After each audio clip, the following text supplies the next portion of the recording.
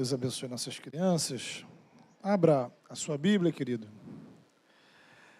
Lucas, Evangelho de Lucas, capítulo 15.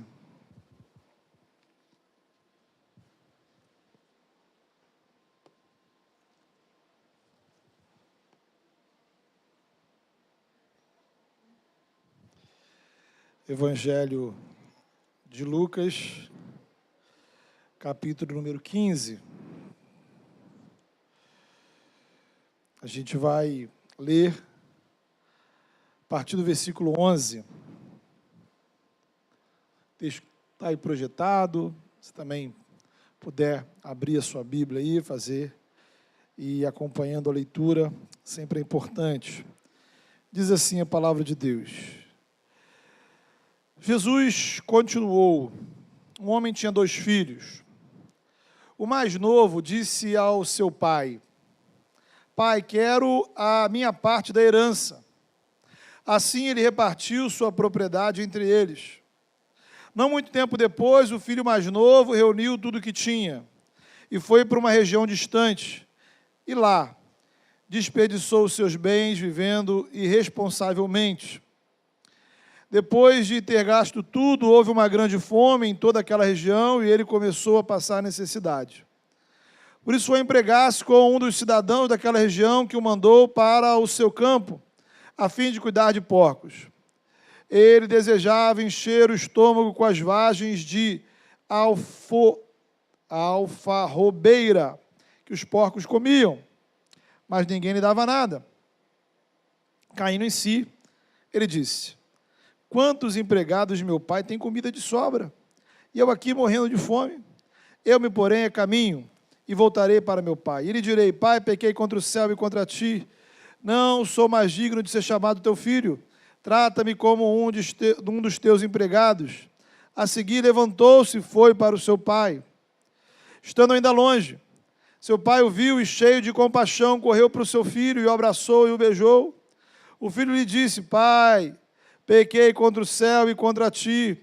Não sou mais digno de ser chamado teu filho. Mas o pai disse a seus servos: Depressa, tragam a melhor roupa e vistam nele. Coloquem um anel em seu dedo e calçado em seus pés. Tragam um novilho gordo e matem-no. Vamos fazer uma festa e alegrar-nos. Pois este meu filho estava morto e voltou a viver. Estava perdido e foi achado. E começaram a festejar o seu regresso. Enquanto isso, o filho mais velho estava no caminho, no campo. Quando se aproximou da casa, ouviu a música e a dança. Então chamou um dos seus servos e perguntou-lhe o que estava acontecendo. Este lhe respondeu: Seu irmão voltou e seu pai matou o novilho gordo, porque recebeu de volta são e salvo. O filho mais velho encheu-se de ira e não quis entrar. Então seu pai saiu e insistiu com ele. Mas ele respondeu ao seu pai: Olha, todos esses anos tenho trabalhado como um escravo ao teu serviço e nunca desobedeci as tuas ordens. Mas tu nunca me deste nem um cabrito para o festejar com os meus amigos. Mas, quando volta para casa este seu filho, que esbanjou os teus bens com as prostitutas, matas o novilho gordo para ele? Disse o pai: Meu filho, você sempre está comigo, tudo que eu tenho é seu. Mas nós tínhamos que celebrar a volta deste seu irmão e alegrar-nos, porque ele estava morto e voltou à vida. Estava perdido e foi achado. Amém. Amados irmãos, essa é daquelas histórias que a gente, assim, se emociona só de ler. Né? A graça de Deus está aqui estampada, escancarada, de modo muito claro, para quem quiser ver. Né? A famosa parábola do filho pródigo. Né? A palavra pródigo significa gastador, né?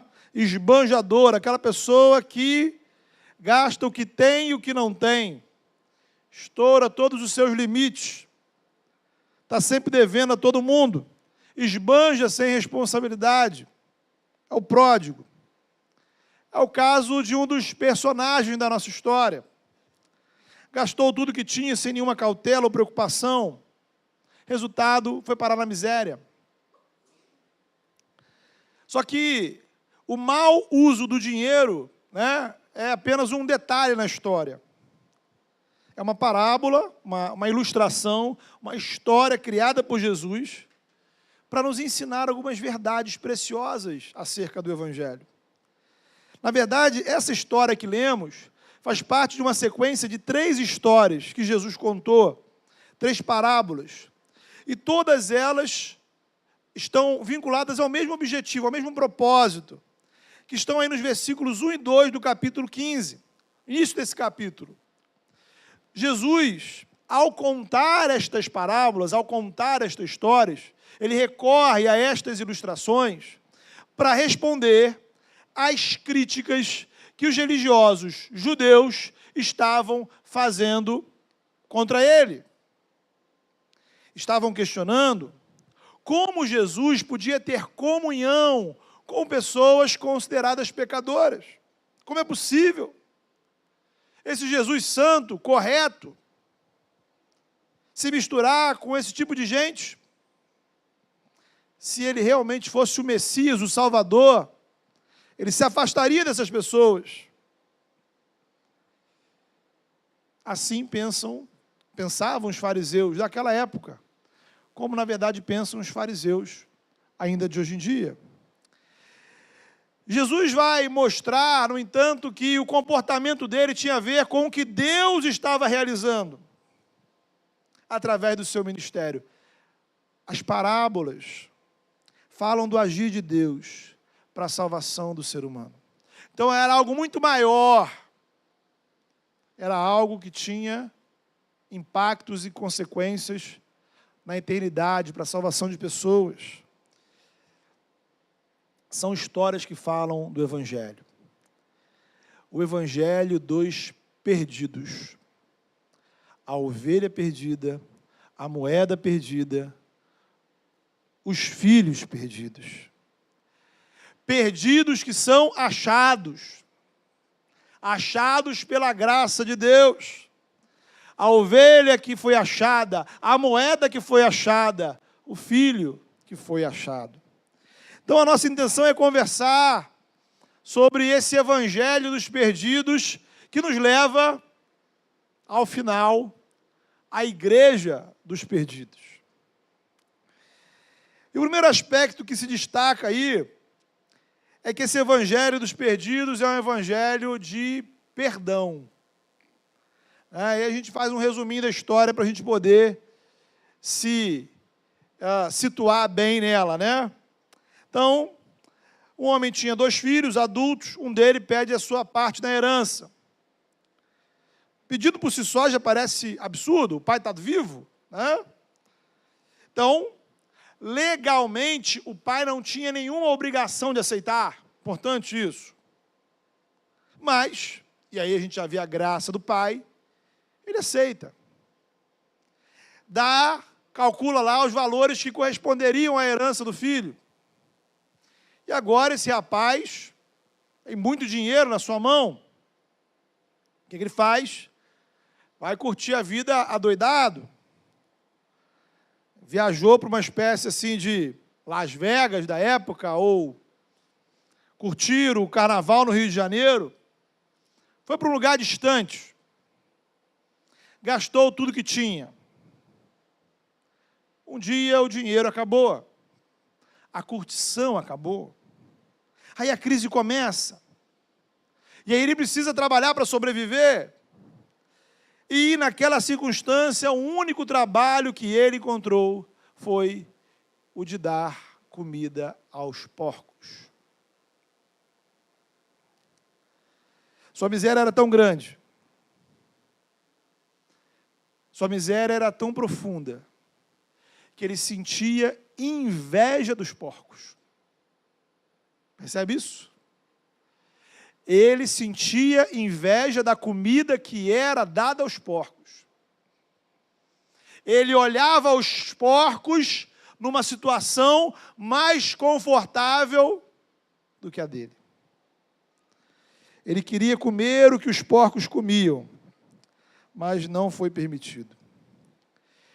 Então, nesse momento, o homem chega ao fundo do poço, né? Quando Jesus contou essa história, né, é importante você observar, né, que se para a gente a situação em si já é dramática, para os judeus que ouviram a história, era ainda mais escandalizante. Por quê? Os porcos eram animais considerados imundos. Então, o judeu não comia o porco, carne de porco. Nenhum israelita sério trabalharia com porcos. Então, quando você descreve naquela cultura que esse homem está num patamar abaixo dos porcos, é porque ele realmente chegou ao fundo do poço.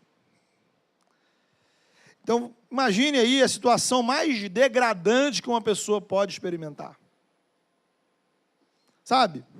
Aquela situação que você tem mais nojo, mais horror. Sabe? Aquilo que só de imaginar é tão ruim que te faz mal. Pois é. O que essa história ensina para a gente é que os seus pecados podem levar você exatamente para essa situação.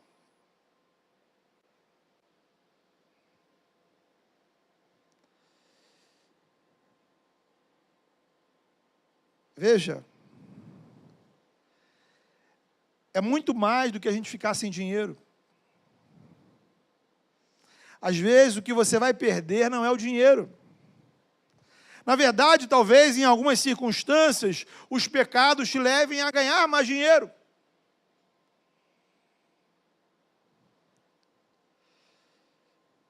É muito mais grave que dinheiro. O pecado destrói a nossa dignidade. O poder maligno que atua nesse mundo, nas estruturas da sociedade. Com uma mão ele te oferece prazer. Com uma mão ele te oferece vantagens. Mas com a outra, ele consome a sua dignidade. Ele destrói a sua espiritualidade. E ele vai destruindo tudo, sem dó, nem piedade, tudo que Deus te deu. E aí, quando você chega ao fundo do poço, aquele mundo que te ofereceu prazeres, diversões, vai negar a você até mesmo a comida dos porcos. O mesmo mundo que te seduziu e te chamou, e te convidou e te atraiu, não se importa de você passar fome ao lado dos porcos. As estruturas malignas que atuam na sociedade forçam a gente a abrir mão de tudo aquilo que antes a gente considerava inegociável. Trocamos virtudes por prazeres e vantagens. E no final o resultado é viver com os porcos. Então veja, você tem aqui uma miséria que vai além da financeira e social. É a miséria que é causada pelo afastamento de Deus, que nos levam a uma miséria espiritual, existencial, emocional. Só que aí, né, e aí vem o sensacional da história. Neste ponto, no fundo do poço, acontece uma reviravolta. O texto afirma no versículo 17 que aquele jovem caiu em si. De repente, ele se lembra do pai. Na casa do meu pai, ninguém passa fome. Na casa do meu pai, mesmo os empregados vivem melhor do que eu nessa situação. Então ele toma uma decisão. Eu preciso voltar para a casa do pai. Eu preciso reconhecer o meu pecado. Eu vou expressar meu arrependimento. Eu vou dizer para o meu pai, pai, olha, ok, não precisa mais me tratar como filho. Eu entendo, eu errei, eu fiz bobagem. Eu sei que provoquei dor e tristeza no seu coração. Sabe, me trata apenas como empregado, é suficiente, basta.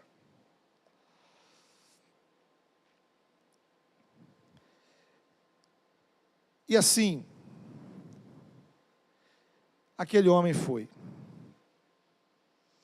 E aí, irmãos, neste momento é que nós chegamos ao ponto central da história. A história gira em torno do perdão do Pai. Veja que a gente pode interpretar essa história de maneira errada.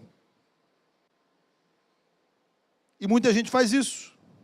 Quando a gente não percebe que o centro dela é o perdão. Veja bem, até agora eu vim descrevendo essa situação do filho mais novo, né? O que o pecado fez na vida dele, o que o pecado pode fazer na nossa vida. Mas a história não é sobre o pecado. A gravidade do pecado está aí para a gente perceber o tamanho do perdão que Deus oferece.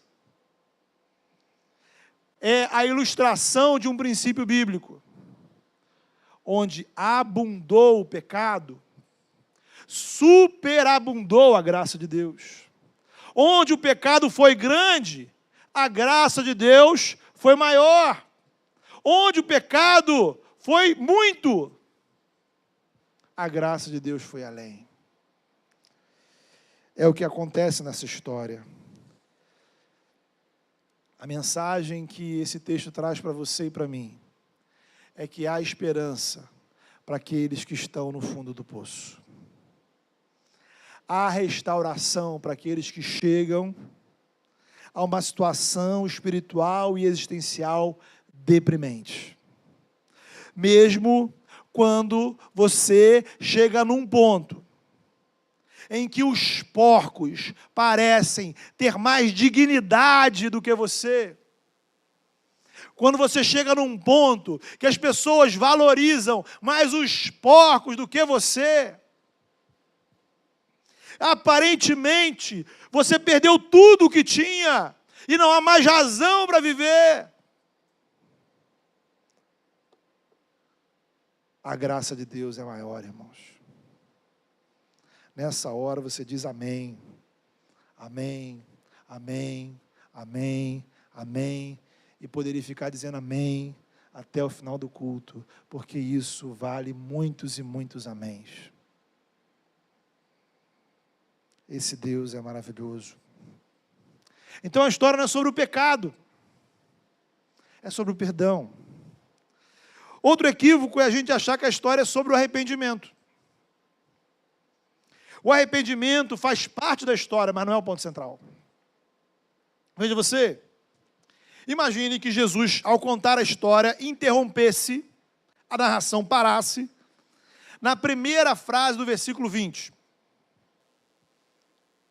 Dizendo, o homem voltou para casa, ponto. E aí? O que aconteceu depois? Como é que foi esse encontro dele com o pai? O pai poderia, por exemplo, não receber o filho. Você não quis ir embora? O problema é seu.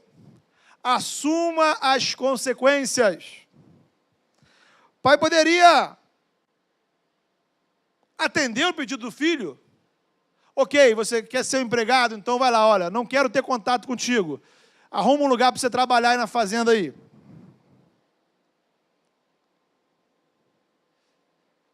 Muitos pais diriam, olha, naquele dia, quando você saiu por essa porta, pediu a sua herança, você deixou de ser meu filho.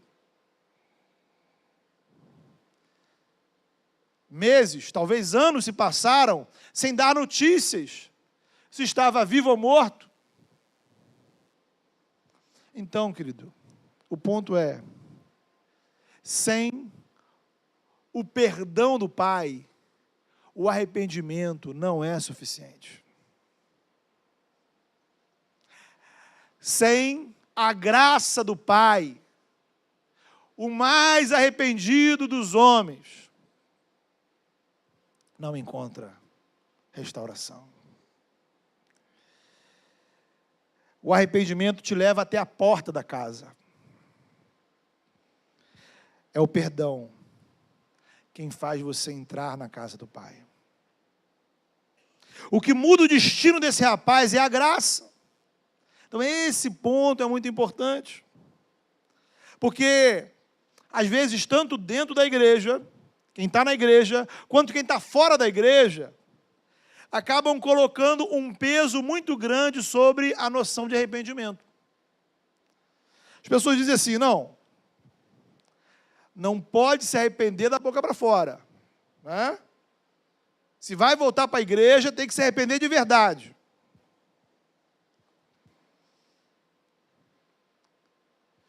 A impressão que eu tenho é que as pessoas acham que se arrepender de verdade significa a pessoa prometer de pé junto que nunca mais vai pecar.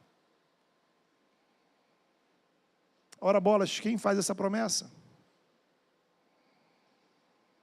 Algum lugar na Bíblia está dizendo que só pode ser cristão a pessoa que promete nunca mais pecar?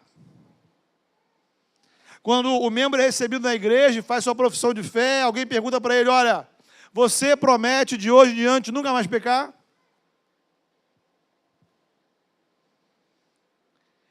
Irmãos, todas as nossas decisões e ações sempre são imperfeitas.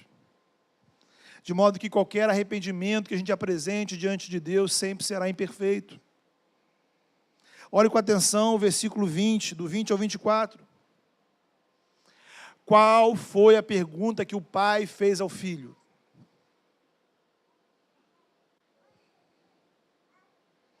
Qual foi a condição que o pai apresentou ao filho para recebê-lo de volta?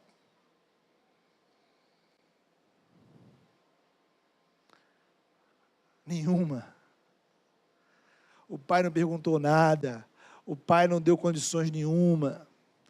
O pai, muito antes de o filho falar qualquer coisa, quando o pai o viu chegando, o pai correu e o abraçou e o beijou. Então, meu irmão, minha irmã, você que está fora da igreja, você que está pensando em sair da igreja,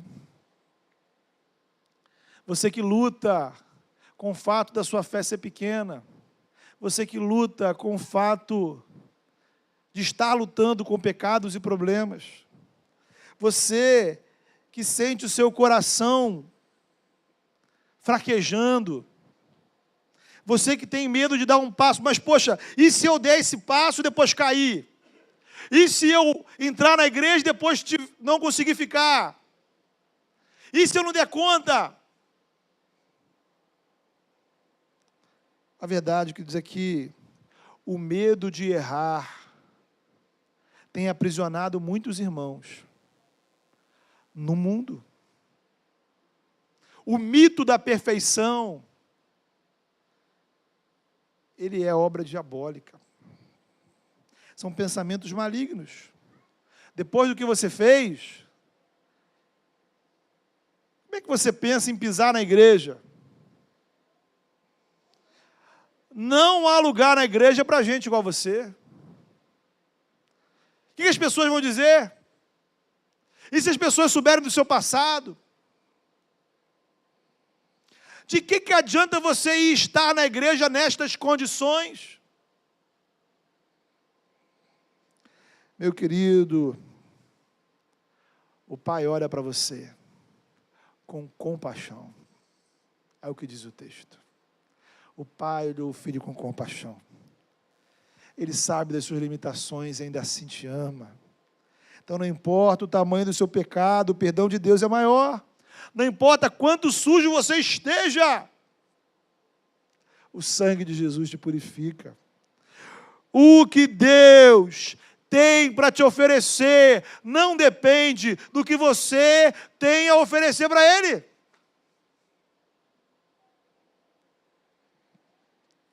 É a graça de Deus. Porém, alguém vai dizer, mas o arrependimento é necessário? Claro que é. A fé e o arrependimento aparecem na história quando o rapaz resolve voltar para se encontrar com o pai. Observe bem. Algo também importante, ele não tentou justificar. Ele reconheceu a seriedade do que fez. Pai, pequei contra o céu, pequei contra ti. Pai, não sou digno de ser chamado teu filho. Então, o filho não voltou exigindo nada. O que você precisa fazer? Fazer o que ele fez. Vir ao encontro do Pai. Você precisa se colocar diante de Jesus. Aí vem aquela história, mas, de novo, mas e se? Esquece o e se. Você vai, deixe o restante com o Senhor, confie no amor dEle, confie no perdão dEle. Quantas vezes você sinceramente se apresentar ao Senhor, quantas vezes o Senhor vai te perdoar? Quantas vezes você fazer bobagem? E quantas vezes você, sinceramente, se apresentar diante do Senhor? A graça de Deus é maior na sua vida.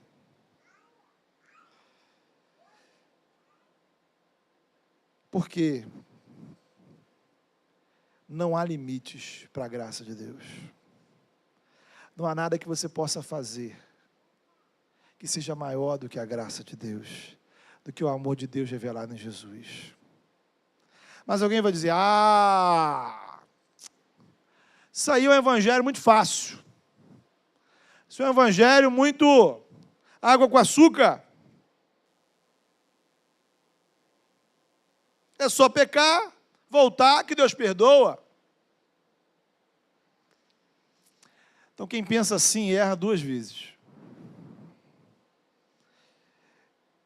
Para começar, não é fácil, porque para este perdão estar disponível, o Filho de Deus teve que abrir mão da sua glória, se tornar ser humano, passar por todo tipo de humilhação, ser crucificado, morto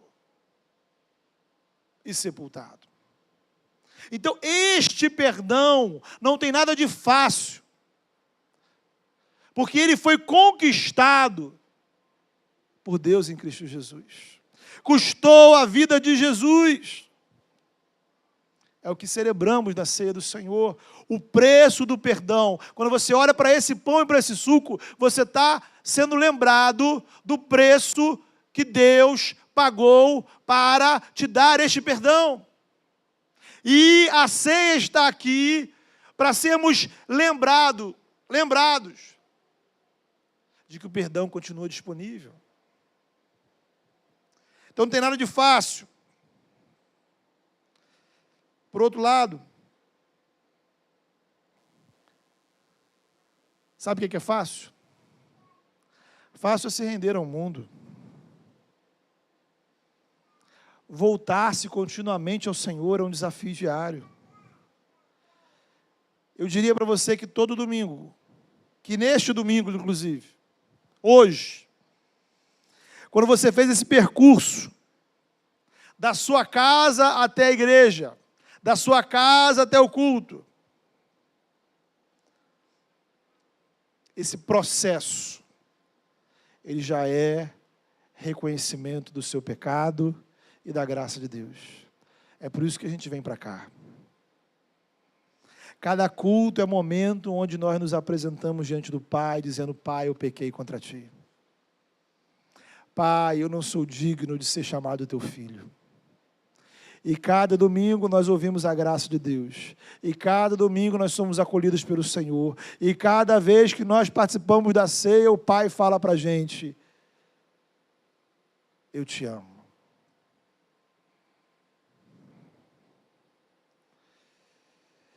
Se fosse fácil, o mundo inteiro estaria na igreja. Infelizmente, tem gente que continua vivendo junto dos porcos. Porque não está disposto a enfrentar o seu orgulho e vaidade e buscar o perdão e a graça de Deus. Ainda tem gente que vive de acordo com a religiosidade do filho mais velho. Tem outro filho na história, que é aquela espiritualidade na qual não existe perdão. É um tipo de espiritualidade, mas nela não existe graça, não existe perdão. Existe apenas merecimento. Por isso não há nada fácil desse evangelho do perdão. Isso nos leva a um outro tópico, queridos. O evangelho dos perdidos é um evangelho de perdão e é um evangelho de celebração. Veja, falei no início que temos aqui uma história que faz parte de uma sequência de 3 histórias. Jesus contou a parábola da ovelha perdida, da moeda perdida e dos filhos perdidos. Também poderia ser chamada de a história dos achados. A ovelha foi achada, a moeda foi achada, o filho que estava perdido foi achado. E nas 3 histórias, quando os perdidos são achados, acontece uma festa. Na verdade, acontecem 2 festas. 2 festas. Quem encontra os perdidos faz uma festa. E no céu há uma festa, porque os perdidos foram encontrados. Veja, irmãos, a beleza do evangelho. Ao invés de ficar questionando a veracidade do arrependimento, ao invés de nos colocar em uma posição de desconfiança em relação àqueles que se aproximam do reino, o Senhor nos ensina a celebrar, a comemorar, a fazer uma festa, celebrando a graça de Deus na vida da pessoa. O evangelho é espaço de celebração, o culto é espaço de celebração. Quem não conhece, quem não é impactado com essa graça, poderia dizer assim: poxa, pastor, mas é que o senhor não sabe da minha vida, o senhor não sabe dos meus problemas. Como é que eu vou comemorar com uma vida assim? Como é que eu vou celebrar com uma vida assim? Tantos problemas do mundo, violência, dificuldades, guerras. Nos reunimos para comemorar o amor de Deus revelado em Jesus. Nos reunimos para comemorar que pecadores são alcançados e transformados. O Evangelho nos ensina a celebrar vidas muito mais do que coisas. Cada pessoa que entra por essa porta é motivo de celebração. Nós não sabemos a história de quem entra. Nós não sabemos o futuro de quem entra. Mas nós precisamos celebrar quem vem. Nós não estamos aqui para desconfiar de quem está aqui dentro. Nós estamos aqui para celebrar quem está aqui dentro. Nós estamos aqui para trazer outros para cá, para dentro.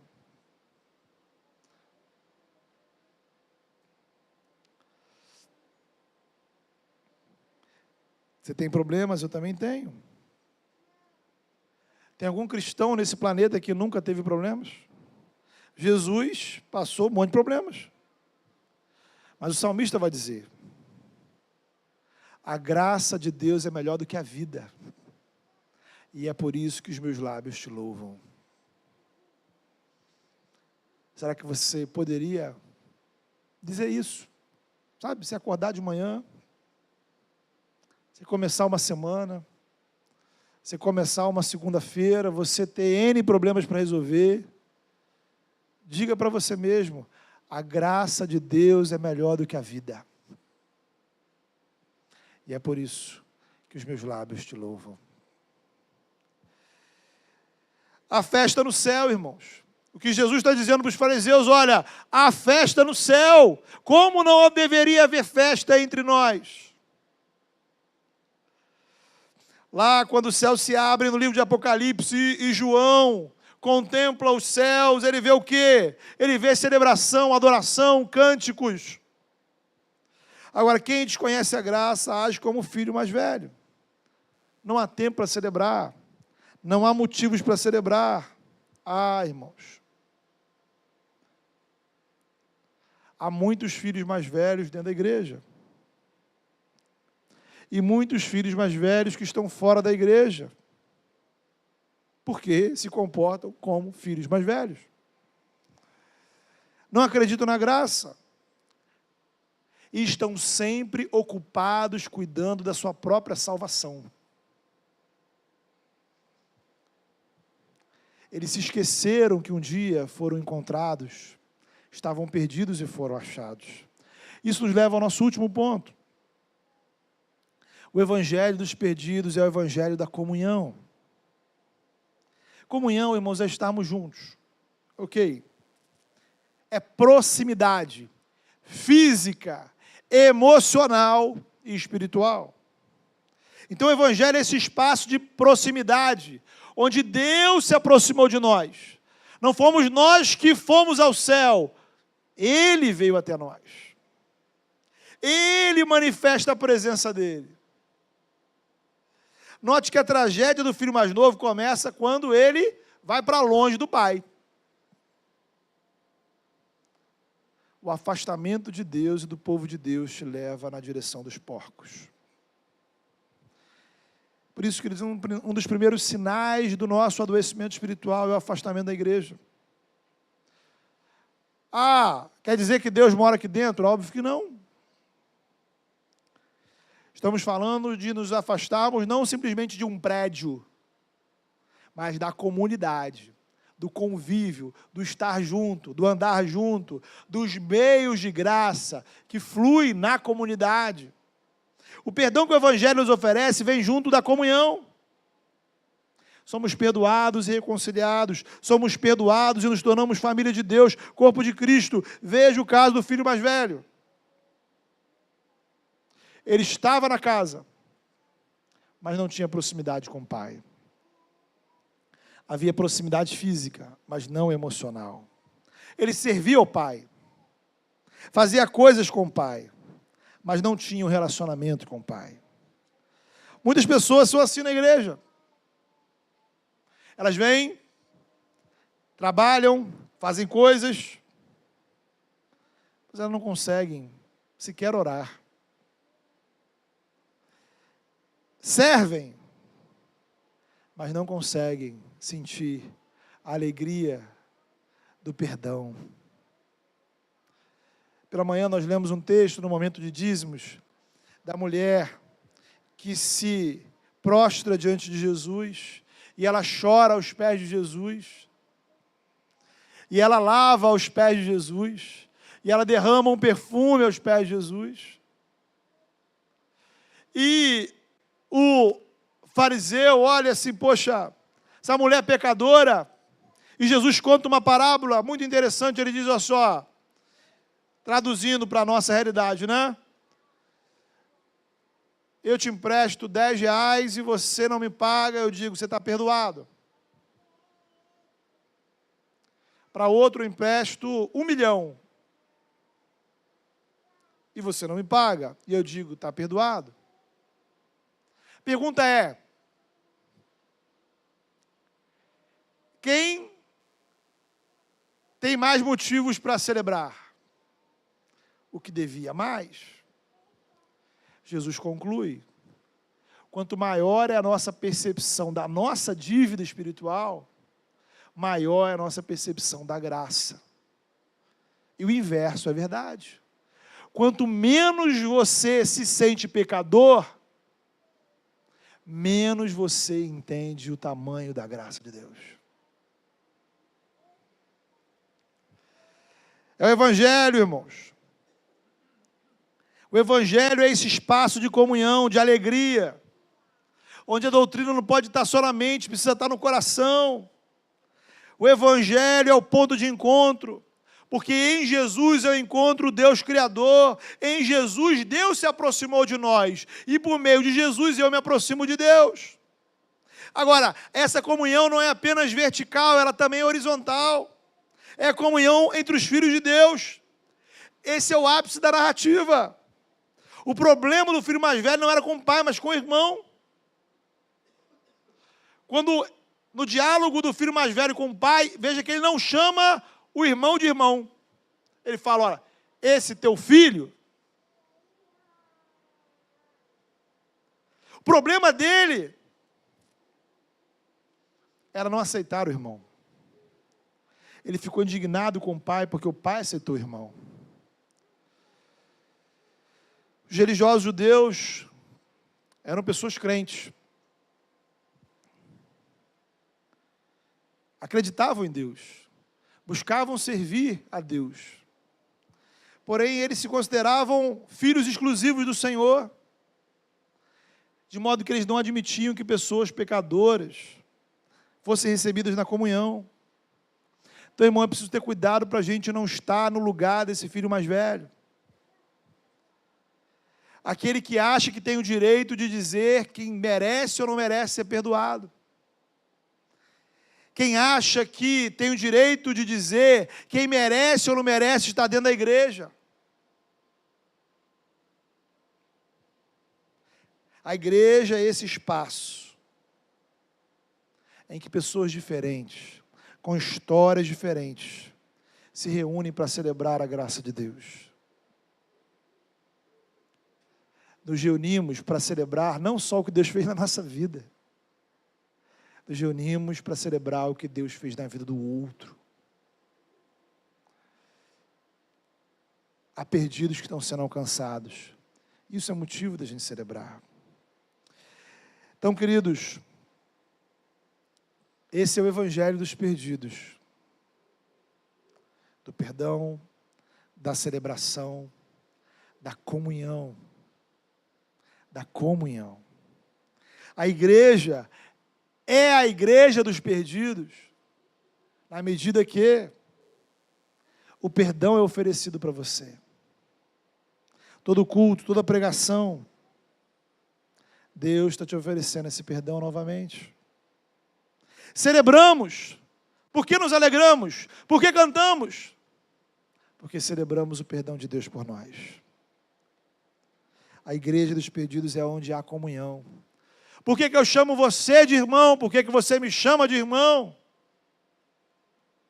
Porque não merecemos estar aqui. Foi o sangue de Cristo quem nos uniu. Cada pessoa que chega deve ser acolhida. Cada pessoa que entra por essa porta precisa ser abraçada e sentir no seu abraço o amor do Pai. Essa é a igreja que precisamos ser, irmãos. A pergunta é, será que essa é a igreja que estamos sendo? Feche seus olhos. Vamos orar. Fale com o Senhor. Eu não sei com qual parte dessa história você se identifica. Talvez você seja esse filho mais novo que largou tudo e foi muito longe no pecado. E talvez você se sinta num ponto que, bem, eu acho que para mim não há mais retorno.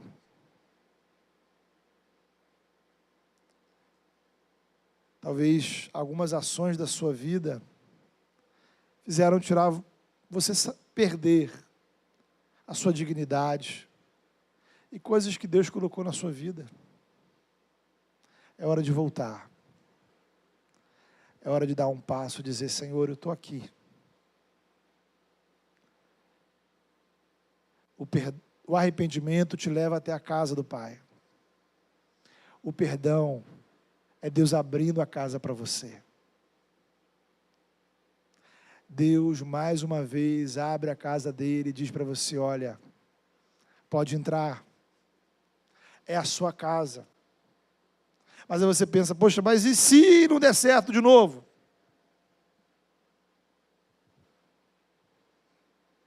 E se? Não importa. Ainda que você peque muitas e muitas e muitas vezes ainda, a graça de Deus vai ser maior. Você pode insistir com o pecado, que Deus vai insistir com a graça. Eu posso te garantir que Deus não desiste, que Deus insiste. Há lugar para você no povo de Deus.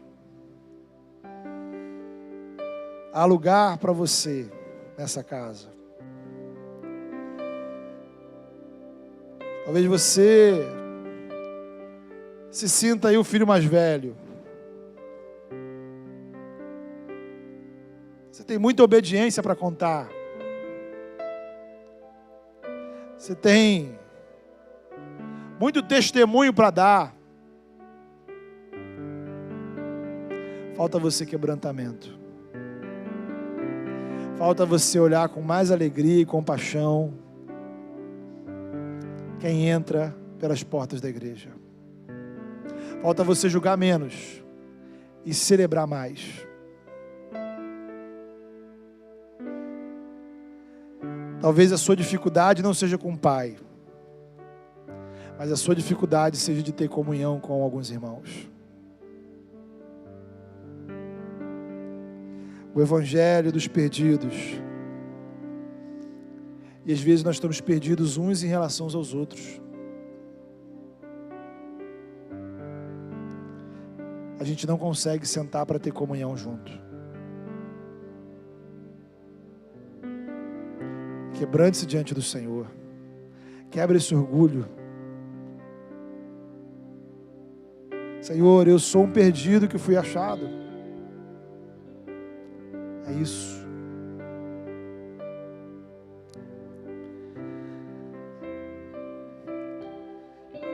Deus amado,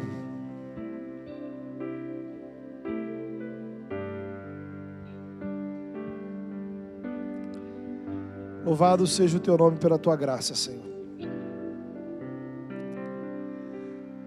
Nós rendemos ao Senhor o louvor, a glória, a honra. Pai, não há palavras para descrever um amor assim, Senhor. Um amor que insiste, um amor que não desiste, um amor que acolhe. Um amor que nos acolhe quando nós mesmos desistimos de nós mesmos. Tantos aqui, Senhor, que talvez já desistiram da própria vida. Já desistiram, Senhor, da igreja. Já desistiram da sua espiritualidade. Já desistiram, Senhor, da igreja, do Senhor. Toca-nos, ó Pai, com a tua graça, com o teu amor, com o teu perdão. Assim, ó Pai, como a história fala, Senhor, desse filho sendo abraçado, muito antes de expressar qualquer palavra, muito antes de dizer qualquer coisa, ele foi abraçado, beijado pelo Pai. Acolhe-nos, ó Pai. Toca-nos com a tua graça, Senhor.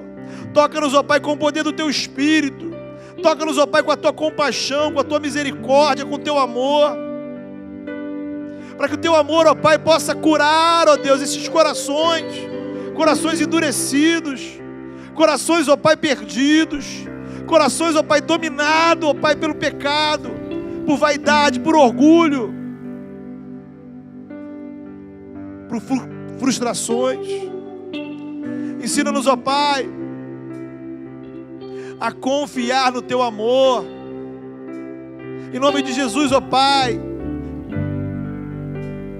que não possamos ceder às mentiras malignas, ó Pai, que nos dizem que o nosso lugar não é aqui, Que não possamos, ó Pai, ceder às mentiras malignas, ó Pai, que dizem, Senhor, que para nós, ó Pai, já acabou, não há mais chance.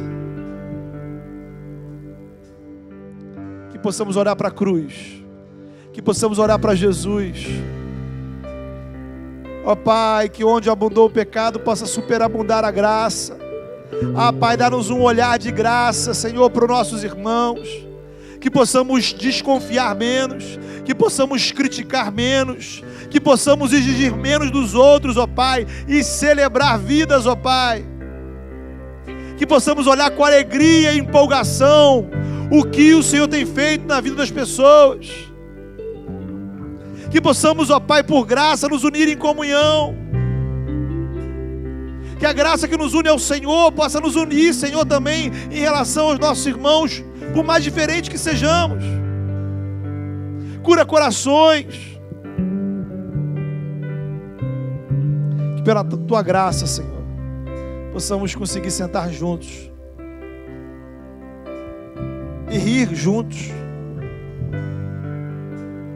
e chorar juntos, emocionados, ó Deus, com o tamanho do amor do Pai.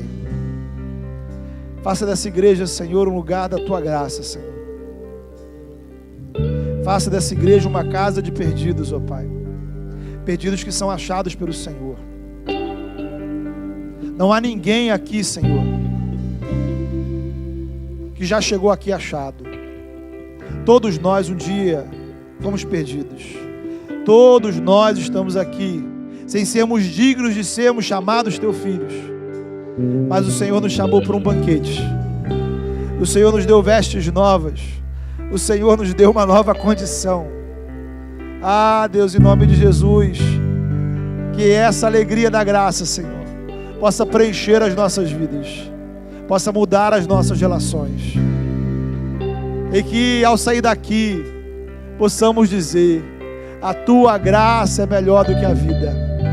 Que diante dos problemas possamos dizer: a Tua graça é melhor do que a vida. E é por isso que os meus lábios Te louvam. Em nome de Jesus. Amém.